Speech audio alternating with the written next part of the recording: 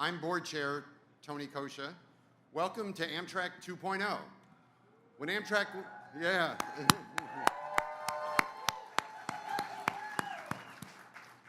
When Amtrak was created 50 years ago, no one really knew what the future of rail travel would be like. We had our highs and our lows, but that journey is what's taken us here today. There's no question that an entirely new generation has embraced train travel. We built these trains to meet that demand. Today is the start of a new Amtrak, one that lives up to the promise of safe, reliable, and efficient travel. A company that highly values its mission of contributing to the greatest mobility system in the world, improves its worthiness of the support of our passengers and the American taxpayer. Our over 20,000 employees understand that the job is not to pick between service and financial performance, it's to do both. Every precious dollar, yes. Every precious dollar of investment needs to make a difference, and every passenger needs to be our most important customer, whether it's people traveling on the Northeast Corridor on the brand new NextGen Acela trains, or our long-distance riders, or those using our state-supported services. The job is to run the company well, make good decisions on a daily basis that result in a better experience for our passengers.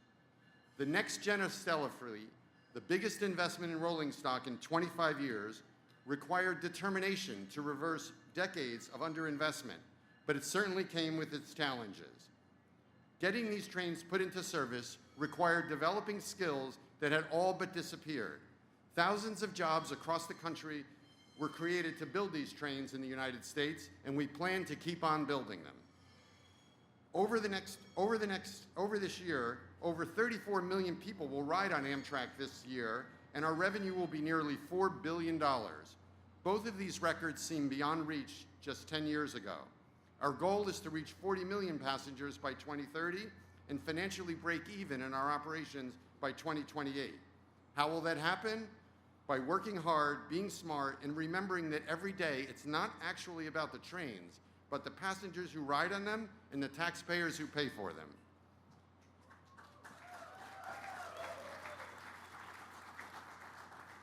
I mentioned a minute ago that our role is to aspire to play a role in a national transportation system that's unrivaled anywhere on the globe. Our aviation, maritime, highways, and goods movement systems are both complex and impressive. Our next speaker is the person who conducts that symphony every day. In his first year as Secretary Duffy faced a number of significant challenges and managed them extremely well. And he forced us all into a new way of thinking that has already generated material improvements in the way Americans move around the country and the world. His leadership and his team's leadership help us get to the final objective of putting these trains into service today. Everyone knows that the last 5% of everything is the most difficult, and without his help and his team's help, we could not have gotten here. So please join me in welcoming U.S. Transportation Secretary Sean Duffy.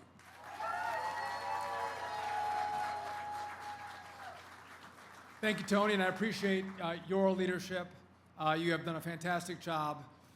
It is a great day for a celebration, right? By the way, I don't know who ordered it up, but the sun is shining, the sky is blue, the band is here. It's a wonderful day for this launch. Again, I think the president has been pretty clear on what he wants for Union Station, for American travel, for train travel. He wants Union Station to be beautiful again. He wants transit to be safe again, and he wants our nation's capital to be great again. And today is part of that. Listen, I've had the opportunity, like many of you multiple times, to ride the old Acela again, and I think we would all agree it was showing its age. And if you've taken a tour of the new trains, they're beautiful. They're going to be faster. We're going to have not 15 trains, we're going to have 28 trains. So we're going to be able to carry more people on these trains, which I hopefully means better pricing. It's going to mean better revenue, but most importantly, a better experience for the traveling public. And again, that's what we do. We serve the American people with great experiences, and that's what this is about today. So I am completely honored to be here. Again, would I like to have us a little further off the federal dollar in time? Yes. I think, as Tony mentioned, this is going to bring us a little bit closer to that goal. Again, I would love to see high-speed rail in America. I don't think it should just be China, Europe, Japan, others that have high-speed rail. I think America deserves high-speed rail. This is, at 160 miles an hour, one great step in that process. But again, this administration, this DOT wants to make those investments to make travel safe, efficient, and faster. And so I'm excited to be here at this time for this historic announcement. I also want to talk about Union Station. If you've heard the president and you follow DC news, the president has been very concerned about crime in our nation's capital. He wants a capital that is worthy of the greatest country that's ever existed on the face of the earth, which means a capital that's clean, a capital that's safe, and a capital that doesn't have its parks overtaken by homelessness. And so we look at our equities. We are going to partner and invest in the streets of this city. But today, we are going to look at Union Station. And Union Station is, frankly, owned by DOT. We are going to take DOT from our partners back under DOT control, and we are going to make the investments to make sure that this station isn't dirty, that we don't have homelessness in Union Station. We want a place where businesses want to obtain leases and set up shop and serve the community of DC, but also the people that travel into DC via train. But also, we want if you're out, you want to go for a great meal, you want to go shopping, you want to come to Union Station because it's gorgeous, it's beautiful, it's safe, it's a great experience. That's what we want to do for Union Station. So today we're announcing that we're going to take Union Station back under DOT control. Not a power play, we've always had it, but we think that we can manage the property better, bring in more tenants, bring in more revenue, and that revenue is going to allow us to make investments in this beautiful building. It needs investments. It's been, I think, neglected for decades, and it's showing its age. And again, we want to make this place beautiful and the premier train station, not just in America, but the premier train station in the world. And that takes money. And again, it's this reform that's going to help us make that happen. Again, I would be remiss if I didn't talk about what's happened with regard to the last couple of weeks in DC. Robberies, they're down 52%. Carjackings, they're down 38%. Violent crime across the board is down by 40%. All of us, if you have kids, you want to be able to move throughout this city without being in fear for your safety or your life. And I appreciate the president driving these policies that are going to change the way people can live and move and feel safe in this community. And we're going to do our part to make sure that people feel safe at Union Station, especially those who are then going to move through Union Station and have a great experience on these new Acelas. I want to take a quick moment and thank our FRA team, who has done a fantastic job.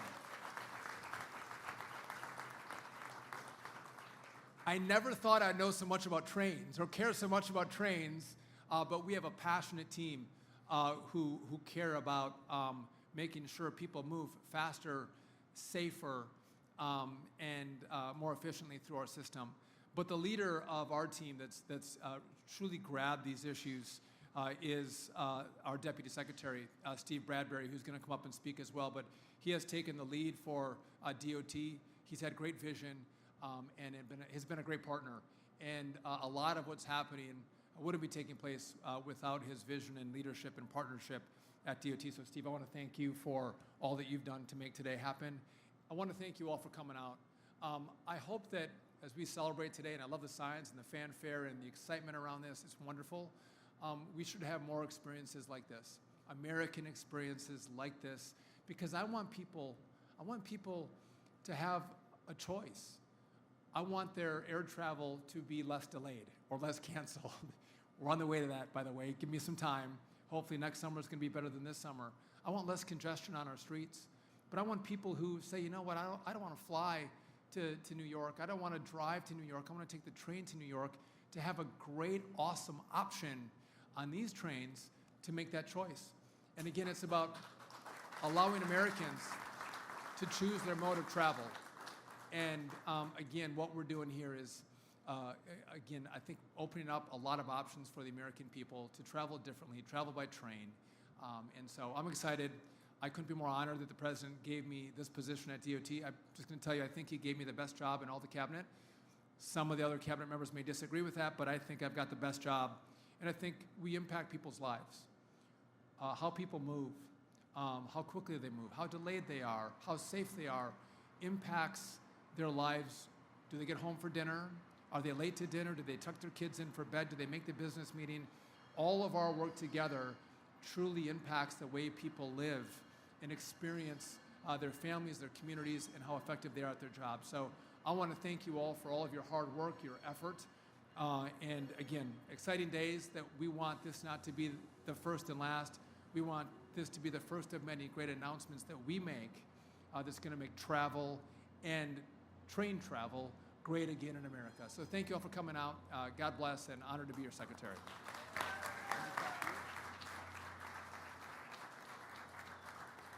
Thank you, Secretary. You know, there are so many people at Amtrak that have played an incredible role in us getting here today. We've fallen behind in investing in rolling stock and investing in the rail systems. This major investment represents a real turning point. But you know, those things happen one step at a time. And sometimes those steps are really difficult, and sometimes they're a little bit easier. But the Amtrak team that worked on this, I have an enormous amount of gratitude for. The board is appreciative of all your work. And the person who leads that effort, the person who has been steadfast on this project and worked through all of the different obstacles and challenges, is the president of Amtrak, who I'd like to introduce now to speak, Roger Harris. Roger?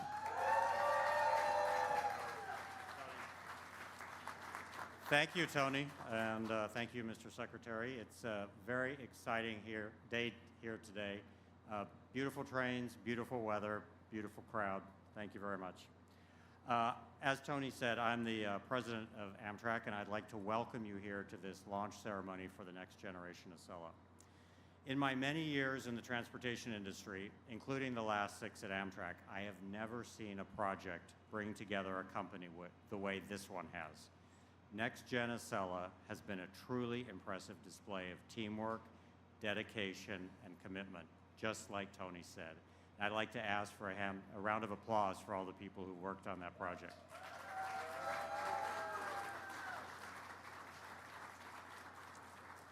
It's easy to say that these are great days for Amtrak. After all, it's true. We're breaking records across the country. For 2 years in a row now, we've broken our ridership record. But starting tomorrow, it's an even better day for the residents and visitors of the Northeast Corridor, especially in the nation's capital, Washington, D.C. Acela isn't just for titans of industry and politicians. It's for coming to visit the many museums and restaurants the district has to offer, touring the National Mall, Capitol, or White House. With Next Generation Acela, you can relax before spending a full day visiting the sites and learning our country's history. Catching a Nationals game? Get there before the crowds with a high-speed train. Have an important business meeting in Golden Triangle? Stay productive and connected with our 5G-enabled Wi-Fi. Want to get inspired by state-of-the-art tech before you experience it at that DC Innovation Hub? Now with NextGen Acela, you can get all of this and more before you step into the city. And yet, it's not just about Washington, D.C. After all, we're about to take this train all along the Northeast Corridor to Philadelphia, New York City, Providence, and Boston. For context, the Northeast Corridor is one of the busiest and economically vital regions in the world. It includes 45% of the jobs in the Northeast, 20% of jobs in the U.S., 25% of the nation's top universities, and 20% of the Fortune 500 headquarters. In addition, the Northeast Corridor contributes $3 trillion in annual economic output, 20% of U.S. GDP. When Acela was introduced almost 25 years ago, it changed the way people thought about trains. Amtrak's market share in the Northeast has doubled since then, and NextGen Acela is here to take it to new heights. These trains are beautiful, they are fast, they are state-of-the-art, and they are American-made. And best of all, beginning tomorrow, they are ready for service. What should you expect on board? Well, if I could define the new trains in 3 words, they would be premium, convenient, and comfortable. Plus, by traveling at up to 160 miles per hour and offering more daily departures, there has never been a better way to travel by train in America. Thank you to Alstom and suppliers for designing and manufacturing these trains, as 95% of the components are made right here in America.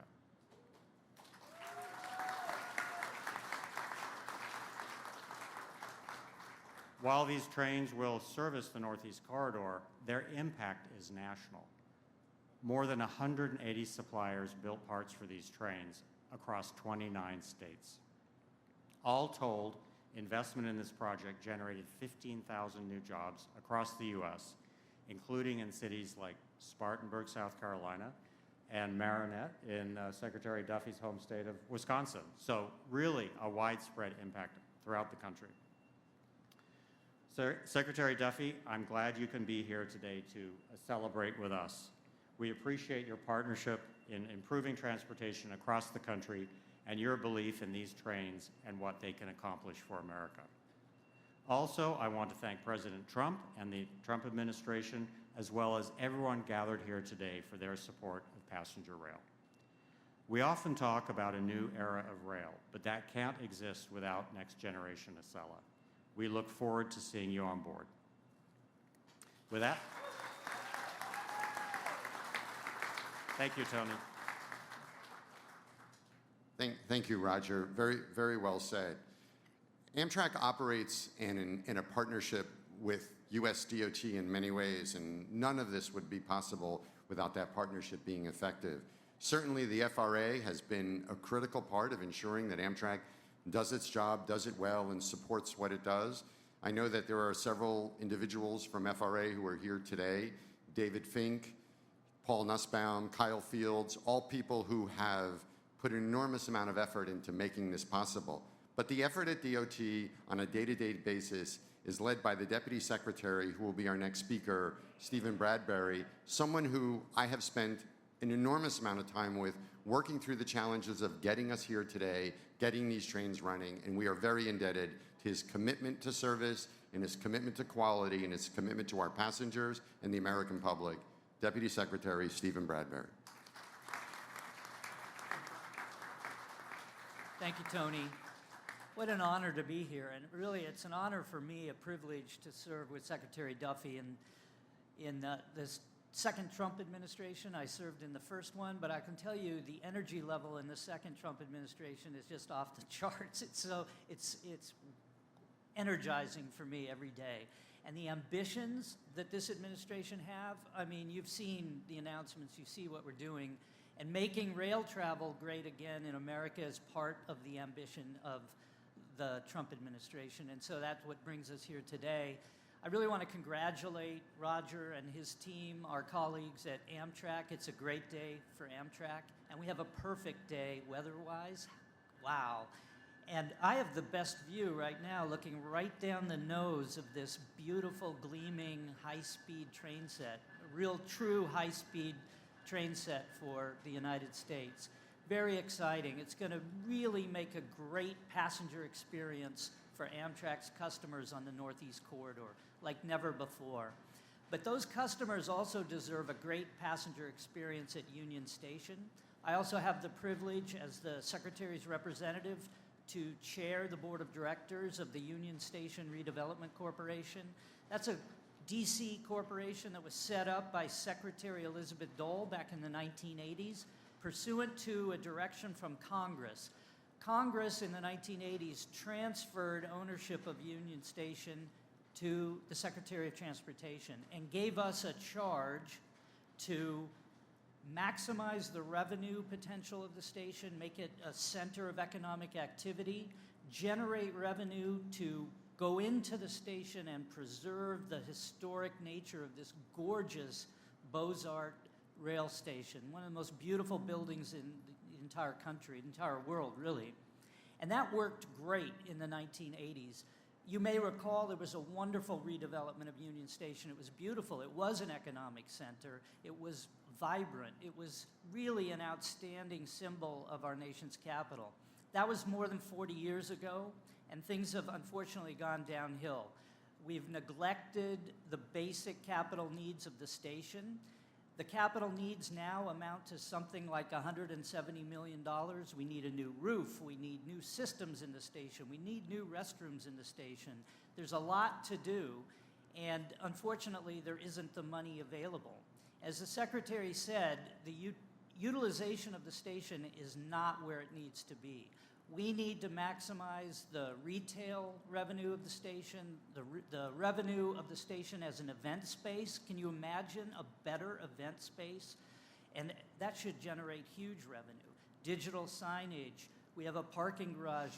We need to bring this all together and maximize it. We need to get the station on a stable financial footing, and we need to address those acute capital needs of the station. I see Doug Carr here, who heads up USRC, the Union Station Redevelopment Corporation.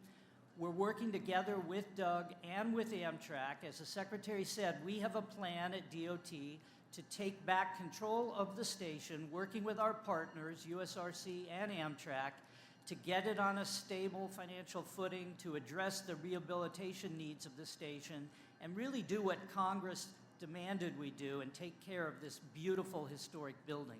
Once we do that, and we have a plan to do that quickly during the current Trump administration, we then want to set the foundation to open the doors to a beautiful expansion of the station in the future, probably through a P3, a public-private partnership with a beautiful new passenger concourse. You know, the Biden administration had a plan for a new passenger concourse.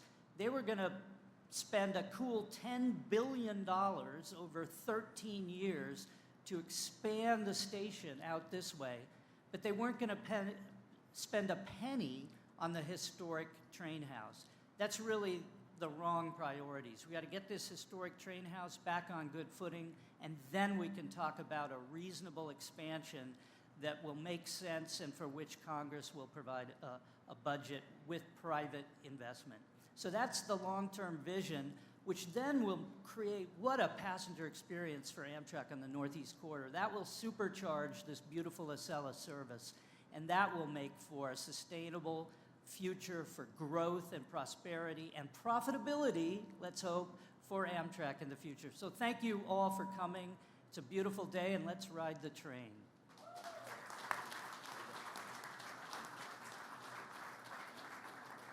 It is an honor to serve on the Amtrak board, and I wanted to sort of point out that 3 of my fellow board members are here today. Our Vice Chair, Joel Zabit, our Elaine Clegg, who is here all the way from Idaho, showing that the whole country cares about this, and David Capozzi from Maryland, who's also here with us today. I am, as I said, honored to be with such a full group of our board that is so committed to making Amtrak all that it should be. You know, people talk about public-private partnerships all the time, and you know, the truth is that the intersection between government and the private sector is something that we all need to work at, because there's an enormous amount of value that can be unlocked by having strong partnerships with private sector entities where our economic interests and our mission interests can be aligned. And this project is an example of that. And the truth is that our passengers, they don't really care about whether it's the public sector or the private sector. They want to get on a safe, clean, reliable train. They want to get from point A to point B. How we actually do that is really on us to come up with a way of optimizing all of that. So our partnership with Alstom, one of the premier manufacturers of rolling stock in the world, has brought to the United States and brought to this market technology and innovation that has existed in other parts of the world and that is way overdue to enter the US market. And in fact, Alstom is now learning things from us that they're also using in Europe, which is the way that it should work. And in all of that, we've learned to work together, and we've learned to repeat this and do it more. And what's really amazing about all of this is that the technology and the innovation that exists globally has been brought to the United States, but the jobs have been created here. In Hornell, New York, an entire community has been enlivened by the fact that this project, these trains, have been built there. And we're very indebted to our partner for having seen the wisdom of doing that and accessing that unbelievable American workforce that I know Amtrak relies on and the country relies on. So it is an honor to introduce from Alstom their chief executive, Henri Poupart-Lafarge. Henri?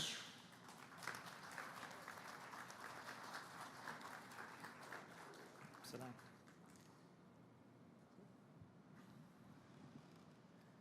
Hello, everyone. Good morning, everyone. It's a pleasure and it's a real honor to be with you today.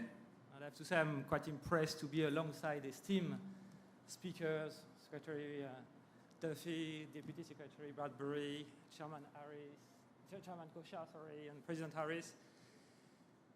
It's a fantastic day for us. It's a fantastic day for Alstom. We are today inaugurating a new high-speed line. And as being said, Alstom has pioneered the high-speed technology for the last 40 years. So we have been able to see how much the power of transformation of a new high-speed corridor. It creates new economic opportunities. It shrinkens distances between cities and between citizens. And it creates a lot of job opportunities and general opportunities for all the people living along the corridors. So today, we are inaugurating the new high-speed trains, the fastest trains in the US. But I can tell you it's not just a normal train. This is the most advanced train in the world today. This is the only train combining the high-speed technology with the tilting technology, which allows the train to go faster through the curves. So you have here the most modern train on the globe today.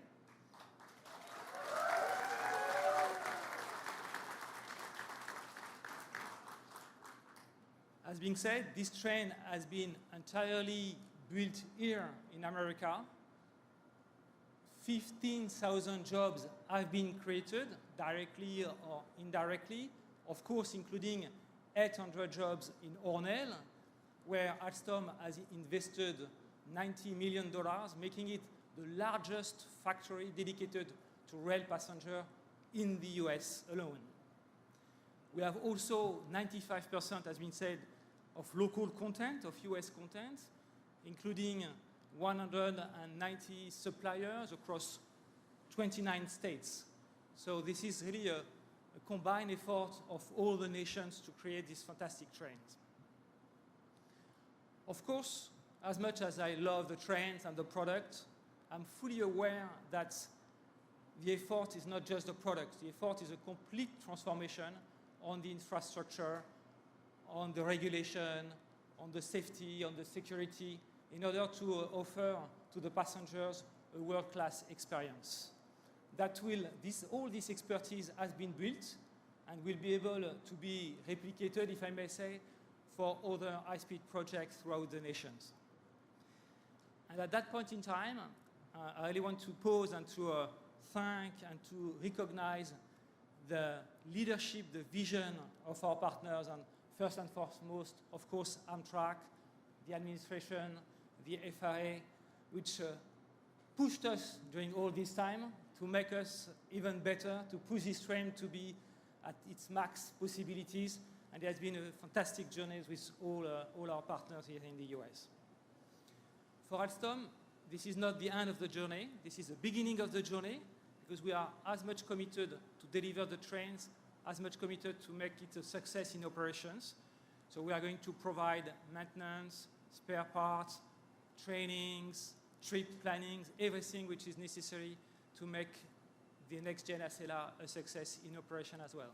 Because today, as has been said, we are not just inaugurating a train, we are inaugurating a new era in the US transportation, safer, cleaner, more connected, at the end of the day, more competitive and more productive. So thank you, everybody, for your efforts. I think this is a new era. This is a new page in the transportation history for a more prosperous world. Thanks a lot.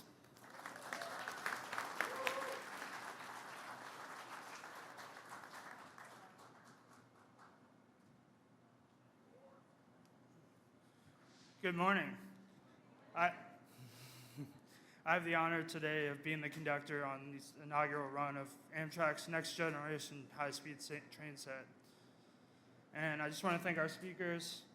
Thank you, all of you, our guests, for being here. And also, I want to thank the teams from Amtrak and Alstom for all the hard work they've done to put this project into a reality. And with that being said, all that's left to say is, all aboard!